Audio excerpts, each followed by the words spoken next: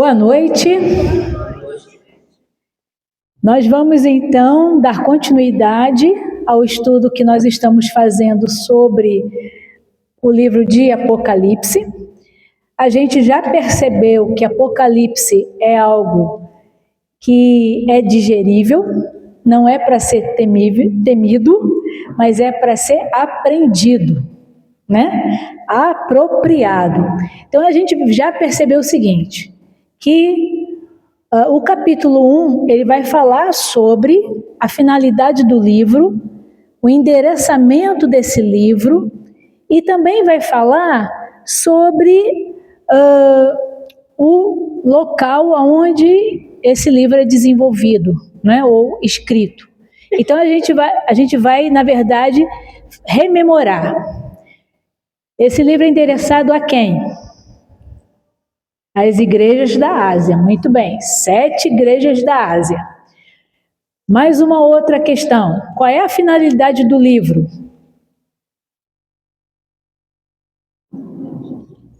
Jesus. Muito bem. A centralidade é mostrar Jesus.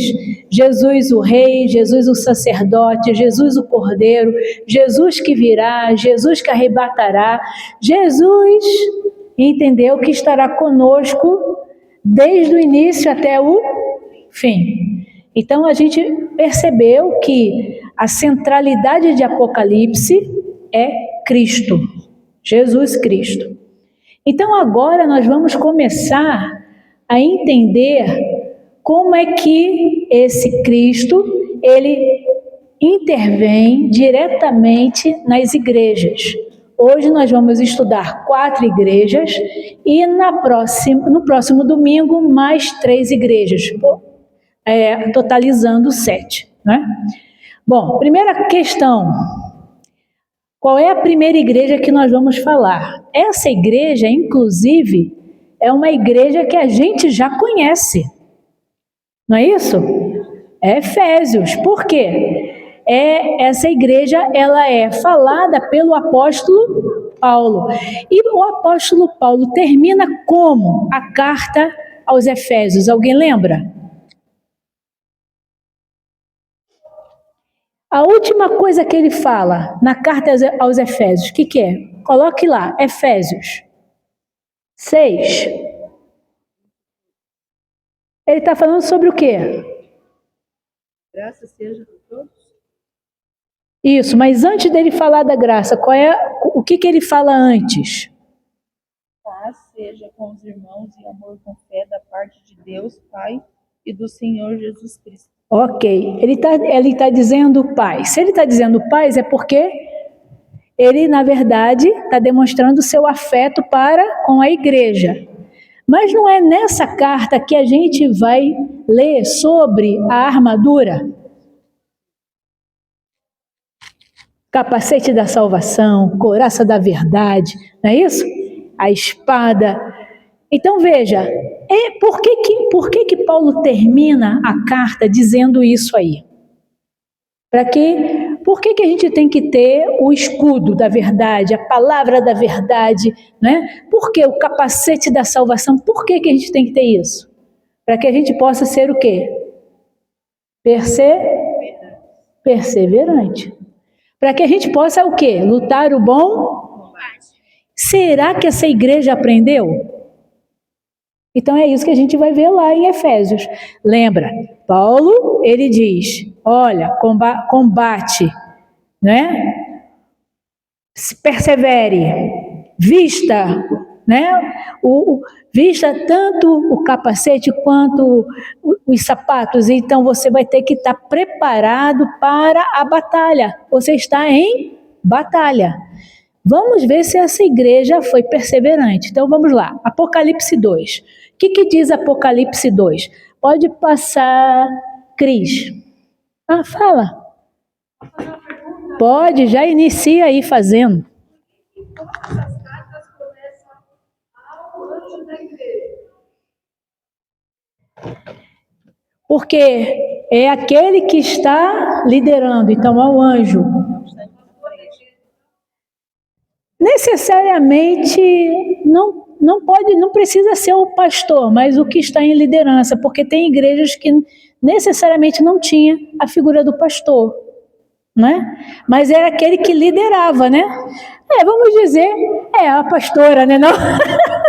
Vamos dizer que é aquele que liderava. Por quê? Porque aquele que liderava era aquele que ia fazer o quê? O ensino. Então ele precisava falar para que as pessoas pudessem aprender a partir daquilo que foi falado, tá bom? Então é por essa questão. É a figura do pastor, ou da pastora, ou da ministra. Então vamos lá. Essa igreja em Éfeso, agora eu peguei nada. Essa igreja em Éfeso era a igreja que tinha algo que a gente vai ler também lá na carta aos Efésios, que era o quê? Era o culto à deusa Diana. Lembra lá? Diana dos Efésios. Então a gente vai ver que essa igreja, né, ela estava, na verdade, no coração da adoração à deusa Diana. E aí é escrita uma carta para essa igreja, para dizer, olha aqui o que vocês precisam entender. Vai dizer o seguinte: escreve ao anjo da igreja em Éfeso, assim diz aquele que tem as 7 estrelas na mão direita e anda no meio dos 7 candelabros de ouro. Legal isso aqui, né? Depois eu digo. Conheço tuas obras, teu trabalho e tua... Qual é a palavra que vem aí? Opa! Então a igreja, ela conseguiu o quê? Ser... então valeu a pena aquilo que Paulo diz, porque ela continuou sendo perseverante. Aí vamos ver, ela foi perseverante, e aí diz assim: sei que não suportas os maus e que pusestes à prova os que se dizem apóstolos, mas não são. E descobristes que são o quê? Impostores, mentirosos. Então veja, era uma igreja que não era enganada. Era uma igreja que estava atenta. Ela reconhecia qual era o bom ensino, o melhor ensino. Então essa igreja, ela não era, vamos dizer assim, ela não se desviava daquilo que ela tinha sido ensinada. Então ela se apropriou dessa mensagem. Aí vem dizendo assim: tens perseverado e sofrestes por causa do meu nome, e não te desanimaste. Mas aí vem a questão: tenho contra ti, porém, o fato de que deixaste o teu primeiro amor. E aí, tem muita gente que vai fazer muitas alusões a esse primeiro amor, né? Primeiro amor, o que é o primeiro amor? Primeiro amor de Cristo, primeiro amor evangelho, primeiro amor ensino. O que era o primeiro amor? Lembra lá de Coríntios, que quando Paulo fala sobre o amor, ele vai dizer que esse é o quê?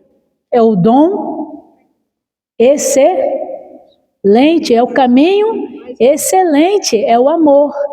Então significa o seguinte, que não adiantava nada ela ter tudo isso se ela não tivesse o quê? Então pode ser que ao batalhar contra aqueles que profanavam, ou seja, aqueles que divulgavam uma fé falsa, essa igreja, ela fosse dura. Ela não levava em consideração o amor. Aí, o que diz? Você precisa voltar ao primeiro amor. Você tem que ensinar a partir do amor. Por quê? Porque quando você ensina a partir do amor, isso não tem condenação. Não é isso? Não é o que diz a palavra? Agora, se você não ensina a partir do amor, o que que traz? Condenação, traz desavença, traz disputa, traz conflito, não é? Então, era isso que a gente precisava compreender.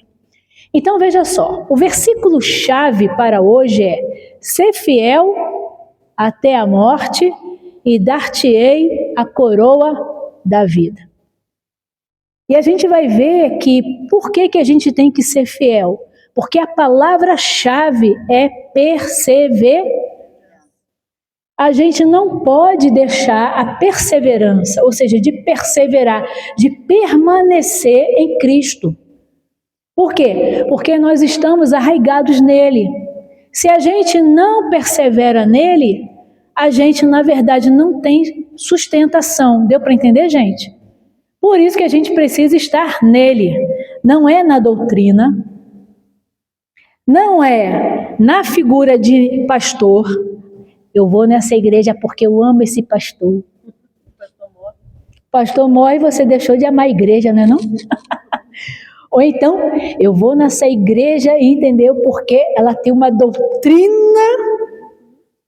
Aí, quer dizer, você seguia pela doutrina ou você seguia por Cristo? Entenderam? Então, não são essas coisas que a gente precisa observar. O que nós precisamos observar é Cristo. Por quê? Porque Ele é o firme fundamento. Então, pode passar, Cris. Olha só. Por que eu li Efésios? Porque Efésios ela nos ajuda a entender que quando João escreve as cartas, escreve para igrejas reais. Por isso que eu lembrei sobre sobre Efésios e depois Coríntios, para que vocês compreendessem que, de fato, aquilo ocorreu. Não é uma carta, né, para alguém idealizado, é uma carta para a existência, existia presença naquele lugar. Então, veja só. O capítulo 2, ele vai falar dessas 4 igrejas: Efésios, Esmirna, Pérgamo e Tiatira, tá? Essas igrejas, elas são, olha só, percebidas dessa maneira. Efésios, aqui perdeu o primeiro amor. Não foi isso que a gente leu? Esmirna, aqui era rica espiritualmente. E isso é interessante. Por quê? Porque ela vivia em pobreza extrema. Imagina uma igreja viver na pobreza extrema e mesmo assim ela não ir contra aquele que morreu, que deu a vida por ela. Vamos lá. Pérgamo. Sabe o que a igreja de Pérgamo era assim? Tanto faz. Olha, melhor a gente não entrar na discussão. Então, deixa esse negócio aí, vamos viver a nossa vida, ou seja, cada um no seu quadradinho, não me importa o que o outro está fazendo, o importante é o que eu estou fazendo. Lembra de algumas igrejas assim? Igrejas do politicamente correto. Ela não quer, entendeu, entrar em disputa, não quer entrar em desavença com ninguém. Então, ela faz o quê? Ela vai fazendo politicamente correto, né? Então ela mostra o quê? Tolerância. E a última, gente, a última é da conformidade. Ela anda de acordo com, é passiva. Então ela vai se conformando, conforme a situação. Tem igreja assim? Então, o que eu quero dizer para vocês? Parece que nós estamos falando de igrejas de hoje. Aceita que dói menos, exatamente. Ou então assim, não me perturba, entendeu? Se quer fazer, faz. Se não quer fazer, não faz. Deixa disso, né? Pode passar. Então, a gente vai começar a perceber qual é o contexto da igreja de Éfeso. Por que eu vou falar assim de uma forma panorâmica, porque vocês vão fazer uma atividade no final. Certo? Ai. Então vamos lá. Vamos. A cidade de Éfeso era proeminente, era uma das cidades principais da Ásia, né? Tanto que ela tinha esse templo da deusa, né? Da deusa Diana. Ela era uma cidade portuária, significava que chegava várias mercadorias, chegava também, por exemplo, pessoas, estrangeiros, né, dentro desses portos. Então era uma cidade, vamos dizer assim, próspera, uma cidade rica de movimento. Tá? Então era uma cidade que tinha vida, não era uma cidade estagnada. Outra coisa, ela tinha muitos falsos profetas, não era pouco não, era muito. Por quê? Porque, veja, se você tem um templo a Diana, você vai ter um templo menorzinho a esse aqui, um templo a esse aqui, outro templo aquele outro, você está entendendo? Porque eles eram o quê? Eles eram politeístas, ou seja, acreditavam em vários deuses, certo? Praticava o culto ao imperador. Então, veja, tinha o quê? Tinha um templo ao imperador, tinha que fazer incenso, ou seja, tinha que acender os incensos, tinha que fazer oração ao imperador. Essa igreja está dentro desse contexto. Imagina, você acha que ela ia, na verdade, se conformar a prestar culto a um Deus que não é verdadeiro? Claro que não. Então é isso que João vai dizer, né? A partir de Cristo, Cristo diz, eu conheço você. Cristo conhece as suas igrejas. Ele conhece a sua mente, o seu coração. Ele sabe qual é a intenção, a sua intenção. Por isso que ele vai dizer, eu te conheço. E sobre você eu tenho isso. E mais isso, e mais isso, e mais aquilo outro. E ele vai dizer o seguinte, olha, essa cidade ainda era dada à superstição, pode passar. Olha como é que era a cidade, né? Ela era suntuosa, ela era uma cidade, entendeu? Vamos dizer assim, portentosa, tinha porte, né? Pode passar. Essa cidade ainda, ela ficava perto, tá vendo, ó, da outra cidade que é Esmirna, tá vendo ali, ó?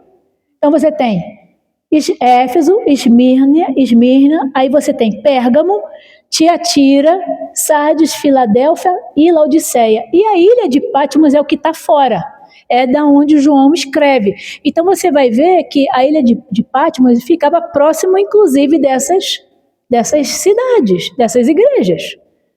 Só que tinha claro, né, oceano ali, né, limitando a passagem. E aí você vai ver que todas as portuárias, tá vendo, ó, elas ficam exatamente no litoral, né? Então eram cidades como se fossem cidades hoje do Nordeste brasileiro, né, do Sudeste brasileiro, como Rio de Janeiro, tá bom? Como Vitória, né? Como Aracaju, Salvador, João Pessoa. Então eram essas cidades aí, tá?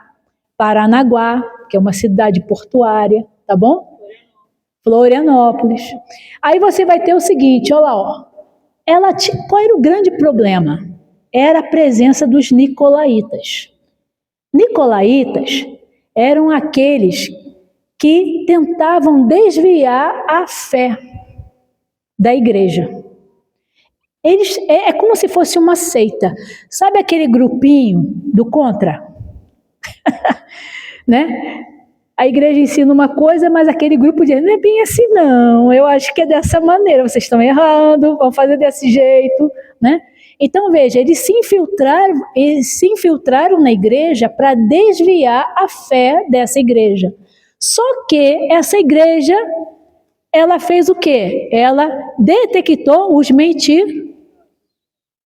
Então ela não aceitou as mentiras.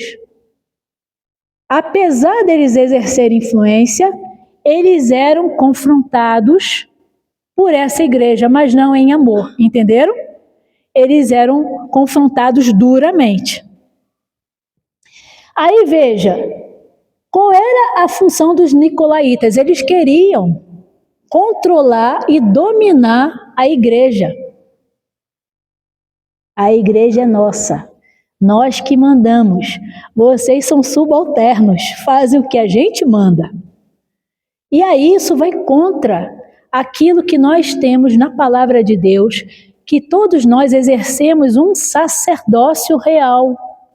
Sacerdócio real não impõe hierarquia entre os membros da igreja e a liderança.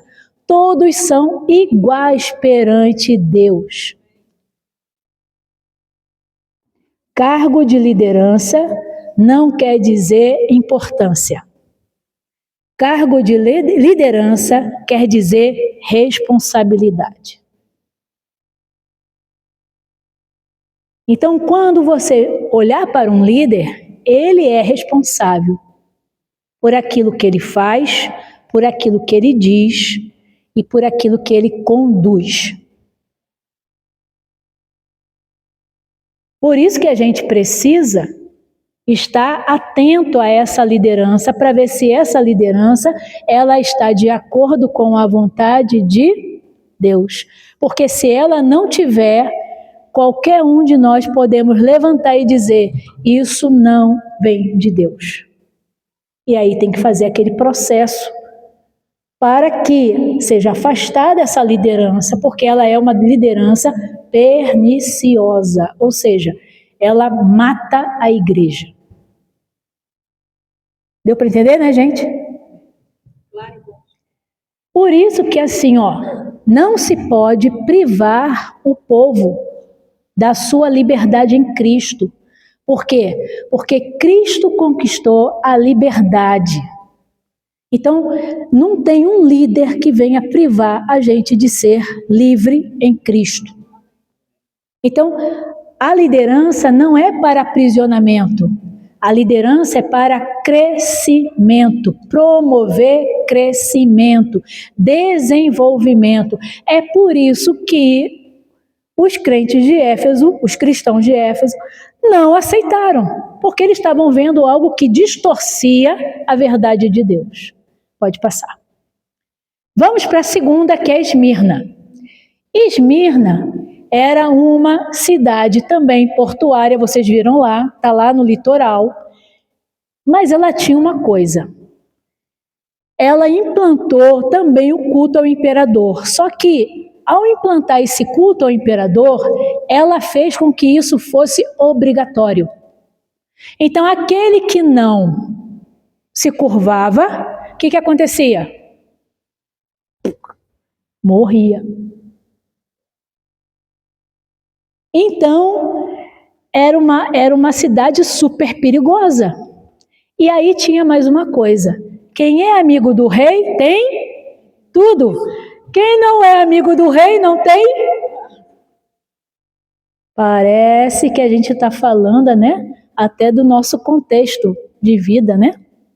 Ou seja, quando é amigo daquele que comanda, tem privilégio. Se a gente vai contra aquele que comanda, a gente só tem o quê? Obrigação, né? Então é o direito do inimigo. Não é não? Para o inimigo, nada. Para o amigo, tudo. Gente, parece que a gente está falando de hoje, né? Nós estamos falando, né? De situações reais. Era isso que a igreja vivia. Por conta disso, ela não conseguia prosperar. Por quê? Porque os amigos do amigo, né, desses imperadores, faziam com que a igreja, ou seja, com que as pessoas que eram pertencentes a essa igreja não tivessem condições de trabalho, de comercializar, entendeu? De expandir, não tinha condições. Então veja, pode ir. Por isso que ela perseguia os cristãos. Era uma cidade que ficava perto de Éfeso, e a gente viu. Ela abrigava uma colônia significativa de judeus, e de judeus religiosos que perseguiam a igreja e que exerciam influência. Então veja, além dos gentios, ainda tinham os judeus que não colaboravam com nada. Os judeus tinham raiva de cristão. E aí o que acontecia? Imagina, judeu de um lado, gentil do outro, a igreja no meio. Ela não conseguia sobreviver. Vocês estão entendendo, gente? Mas sobre essa igreja, olha só que bacana, você não vê nenhuma admoestação de desvio de conduta. Antes é dito para ela, você é rica espiritualmente, eu conheço o teu sofrimento. Você é rica em Cristo. Ah, gente, olha que bacana, né? Vamos lá, pode passar. E é nessa igreja que morre Policarpo. Foi um dos primeiros mártires, né? Assim, dentro da história, né, da igreja. Por quê? Porque ele não quis se ajoelhar diante, né, do imperador. Vamos para o último. Destaques. Os cristãos eram fustigados, eram difamados, maltratados. Eu queria fazer parte dessa igreja para ser fustigado, entendeu? Porque aí eu ia dizer assim, opa, eu estou firme no Senhor. Pode passar, Cris. Pérgamo. Pérgamo era uma cidade que tinha o centro, era de muitos deuses. Ela tinha um culto ao deus da cura, que era o Esculápio, ou Asclépio. E engraçado que o símbolo usado na adoração a esse deus é o mesmo símbolo da medicina hoje. Olha aí, ó, né? O culto ao imperador, ele começa a ser reconhecido e obrigatório, e se você não fizesse o culto, indicava que você era alta traição. Então, o que a igreja resolveu? Deixa disso, vamos fazer alguma coisa para a gente não sofrer. Ela começou a agir no politicamente correto, entenderam? Ora fazia, ora não fazia, você está entendendo? Ela ficava naquele jogo de a gente chama ioiô, né? Vai e volta, é na sinuca, isso aí. Qual é o problema? De novo, tem os nicolaítas. Só que os nicolaítas ali, nessa igreja, eles exerceram influência. E levaram muitos a quê? A desistir da fé. Eles começaram a pregoar falsos ensinos, e esses falsos ensinos levavam as pessoas o quê? A esquecerem daquilo que era primordial, que era Cristo. Veja, a igreja ela sabia que era falso, mas ela tolerava. Deixa os caras, deixa, a gente sabe que é mentira, mas só que o que acontece? Tinha gente que era engabelado, ou seja, era enganado a partir desses ensinos. A última igreja, tem o simbolismo, tem dois simbolismos aí que eu também quero dizer para vocês. Maná escondido e o outro é da pedra. O maná escondido é o seguinte, diz os historiadores que o maná escondido é uma porção que foi recolhida lá no tempo de Moisés e que faz parte dentro da Arca da Aliança. E está dentro da Arca da Aliança. Significa o seguinte, o maná não era aquilo que saciava? Então, esse maná, ele vai ser, na verdade, apresentado no dia da boda. Na boda do cordeiro. Por quê? Porque vai ser aquilo que vai ser saciar, ou seja, aquilo que vai dar saciedade, que vai suprir todas as necessidades, entenderam? Pode passar. A pedra branca significa que no tempo os juízes, ao absolverem o condenado, o réu, eles davam uma pedra branca. E ainda tinha o seguinte, se você queria participar de festas populares, você também ganhava uma pedra branca. Então veja, a pedra branca é o acesso que você tem às bodas do cordeiro. Viram, pessoal? Não tem nada a ver com misticismo. São coisas que eram feitas e eram utilizáveis naquele tempo. Por isso que eu disse para vocês que eram coisas que a igreja sabia. Por quê? Porque fazia parte do seu cotidiano, tá? Pode passar. A última igreja. Essa era a igreja pior. Essa igreja era uma igreja corrupta. Por quê? Porque ela aceitava vamos dizer assim, tanto aquilo que era oferecido pela sociedade, como ela também entrava no jogo da sociedade. Por quê? Porque Tiatira era uma cidade marcada pelo comércio. Lembra lá da personagem bíblica que vendia púrpura? Quem era? Lídia, vendedora de púrpura de Tiatira. Olha aí, ó. Então, essa cidade ela era movida pelo comércio. E ao ser movida pelo comércio, as pessoas, na verdade, elas negociavam. E você sabe, toda vez que tem negócio no meio, tem o quê? Corrupção, propina, enganação, não é isso? Bom, essas pessoas do comércio, elas faziam o quê? Elas faziam almoços grandiosos. E aí o pessoal da igreja participava. Só que no final desse almoço, o que acontecia? Libertinagem, imoralidade. E aí que mora o perigo. Por isso que eu disse para vocês que ela era corrupta, que ela começou o quê? A se envolver, né? A se misturar com essa, vamos dizer assim, com essa visão pagã. Pode passar. Então veja, ainda tem nessa igreja uma profetisa que é dita lá em João como Jezabel. Só que veja, não é que ela seja Jezabel, mas é que ela lembra Jezabel. Por quê? Porque ela não enganava o povo judeu lá com os falsos ídolos de Baal. A mesma coisa aqui. Essa mulher ela enganava com falsos ensinos. Diz a tradição que ela tinha sido inclusive repreendida, mas ela não mudou o seu posicionamento, ela continuou fazendo o que ela fazia.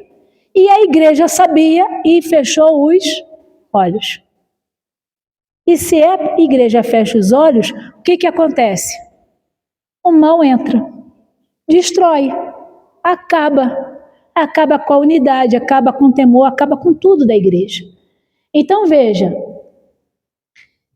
ela tinha um amor, a igreja tinha um amor grande pelas pessoas. Mas o que acontecia? Isso não era suficiente porque ela não tinha o ensino, ela não tinha a base do ensino, ela não era firmada no ensino. Ela tolerava tudo. Deixa isso para lá. Entendeu? Aí você tem uma expressão que eu também quero dizer para vocês não ficarem pensando que é coisa, né, do etéreo. Olhos de fogo e pés de bronze. Significa o seguinte, que Deus, Cristo, detesta a corrupção. Então ele fulmina. Se você compactua, Cristo não. E ele ainda esmaga. É isso. Olhos de fogo e pés de bronze, é isso. Que ele fulmina a corrupção e ele vai esmagar a corrupção. Ele não pode compactuar com isso, porque ele é santo, santo, santo. Deu para entender, gente?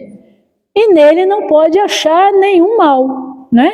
Nenhuma perversidade. Exatamente. Entenderam, né? A estrela da manhã é outro simbolismo que aparece e que pode representar duas coisas. Ou Cristo, que é a estrela da manhã, ou, vamos dizer assim, uma alusão aos cristãos quando resplandecerem. Como lá em Daniel, não diz que a gente vai resplandecer como estrelas sempre e eternamente? Não diz? Então, eu fico com a primeira. A estrela da manhã é Cristo. E eu resplandeço porque eu estou nele. Não porque eu tenho capacidade de fazer isso, mas porque eu estou arraigada nele. Estando arraigada nele, a luz dele vai o quê? Irradiar na minha vida e eu irradio na vida do outro. Tá bom? Entenderam, né? Pode ir. Tem também. E tem os historiadores que também atribuem isso. Mas para esse texto ficaria muito distante. Por quê? Porque está falando de uma situação de resgate, de recuperação, e não uma situação de enganação. Então agora a gente vai para os grupos. É o seguinte, não sei se vai dar tempo. Que horas são? Ah, dá, acho que dá. Mas a gente começa e se não der, a gente termina na semana que vem. Mas vamos começar. É assim. Veja, nós vamos dividir em 4 equipes. Cada equipe agora vai pegar uma igreja, certo? Vocês já fizeram isso. E aqui é bem fácil, que é assim, ó. Você vai colocar o nome da igreja no meio. Então, vou colocar aqui, ó, Éfeso. Não, vou botar Efésios, fica melhor. Nesse lado aqui, deixa eu ver qual é o lado. No lado direito, você vai colocar as qualidades dessa igreja. No lado esquerdo, as admoestações. Acima, você vai dizer como Cristo se apresenta a essa igreja. Gente, isso aqui está bem fácil. E abaixo, qual é a recompensa? Recompensa. Isso está bem fácil. Tá, sério mesmo, está bem fácil. Feito isso, vocês vão, cada grupo vai apresentar aqui o que fez, tá bom? Mauro já leva os homens com o irmão. Que foi morto, santo, santo ele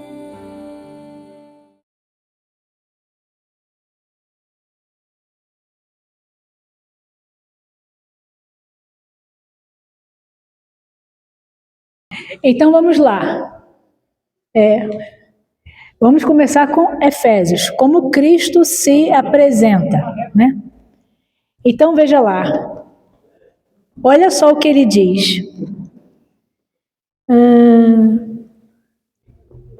Ele tem as 7 estrelas na mão direita e anda no meio dos 7 candelabros de ouro. É isso que está escrito aí? Muito bem, povo! Salva de palmas para o povo! Traz aqui já. Rapidinho, espera um pouquinho. Rápido aqui, rápido mesmo. Um pouco pra frente. Ixi, já coloquei do lado ao contrário. Assim. Então vamos lá. Abandono do primeiro amor, ok? Boas obras, trabalho. Aqui são as admoestações, né? São as qualidades. Então, eles têm boas obras, trabalho, eles trabalham árduo. Labuta lá quer dizer trabalho árduo, tá? Então, toda vez que você ouvir a palavra labuta na escritura, quer dizer trabalho difícil, trabalho muito pesado. É isso aí. Perseverança, tem paciência, tem fidelidade. Eles são intolerantes aos homens maus e eles são fiéis na doutrina. Então, aqui, na verdade, o que marca mais a igreja é a fidelidade às doutrinas. Eles, às vezes, pensam mais na doutrina do que viver a fé. E aquele que é vencedor, a recompensa é comer da árvore da vida. Tá ok.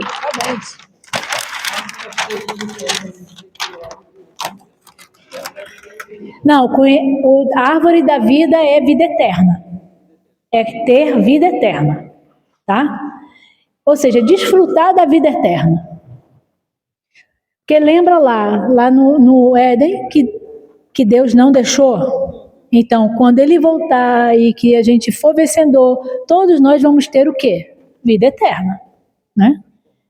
Porque nós somos transformados. Vamos lá. Tiatira, realmente, Jesus se apresenta como Filho de Deus. É o único lugar em que há essa menção a Filho de Deus nas cartas. Olha que bacana, né? Ele também se apresenta como os olhos de fogo e o pé de bronze, que você já sabe, ou seja, é aquele que detesta o pecado. Porque não pode, né, ter contaminação. Aí ele vai falar dessa igreja. Cuidado com a imoralidade sexual, por causa daquelas, vamos dizer assim, dos nicolaítas, né? Da idolatria, da falta de arrependimento, dos maus ensinos e do adultério. Não dos nicolaítas, da Jezabel, da prostituição. O que era bom? Obras, amor, fé, perseverança, serviço. E aí olha só o que é bacana. Aquele que vence vai ter autoridade sobre as nações e receberá a estrela da manhã. Receberá quem? A presença de Cristo. Então, Cristo vai ser aquele, né, que vai, na verdade, junto conosco, reinar. Olha que legal! É isso que quer dizer, pessoal. Vamos lá. Próxima igreja. Vocês estão afiados, hein? Vocês estão afiados. Pérgamo. Como Jesus se apresenta? Como aquele que tem a espada afiada de 2 gumes. Por quê? Porque a espada afiada era, vamos dizer assim, era um instrumento utilizado pelos imperadores. Então, Cristo se apresenta como aquele que vai imperar, governar, ter o controle. Olha que bacana. Aí vem, né? As demonstrações. Eles se apegaram aos nicolaítas e eles precisavam ter o quê? Arrependimento. Qual é a qualidade deles? É permanecer fiel e não renunciar à fé. Apesar de tudo, eles permaneceram fiéis. Qual é a recompensa? Eles vão receber do maná escondido e a pedra branca com o seu novo nome escrito. Olha que legal. Por quê? Porque eu disse para vocês, ter um novo nome escrito é porque eu posso fazer parte da bodas do Cordeiro. Eu vou ser pertencente à família de Deus. Olha que bacana. Por fim, essa é a última. Vamos virar aqui. Vira. Essa aqui está bem clarinha, dá para ver. Então, Esmirna, ele conhece nosso íntimo. Então, é aquele que nos conhece. Ela é rica espiritualmente, ela é correta. E veja só, não é falado nada sobre ela. De advertência. E diz o seguinte, que ao vencedor, de modo algum, sofrerá a segunda morte. Mais uma vez é o quê? É dado a expectativa, a esperança da vida eterna. Entenderam? Então, professora, é justo a gente dizer que cada uma dessas cartas fala especificamente da nossa vida, da nossa relação com Deus e do futuro, da forma como Jesus virá? Ou essas cartas estão especificamente relacionadas a eras, a épocas da existência? Não, gente, não pode estar relacionada à época ou esferas. Por quê? Lembra que eu falei para vocês? Parece que essas cartas estão falando com a gente. Todas elas o tempo inteiro, né? Então, veja, elas falam dessa igreja que somos nós. E que a gente precisa ter o quê? Primeiro, perseverança. Crer que Cristo voltará. Combater as heresias. Combater os falsos profetas. Perseverar na fé. Viver o amor e não tolerar o pecado. É isso aí. Tá bom? Para a semana que vem, para a gente finalizar. O que eu preciso que vocês façam? Primeiro, são 3 cartas. Sardes, Filadélfia e Laodiceia. Dessas 3 cartas, qual é a carta que mais se aproxima da vontade de Deus? E ainda, por que ela se aproxima? Aí você vai ter que justificar, tá bom? O porquê que ela se aproxima.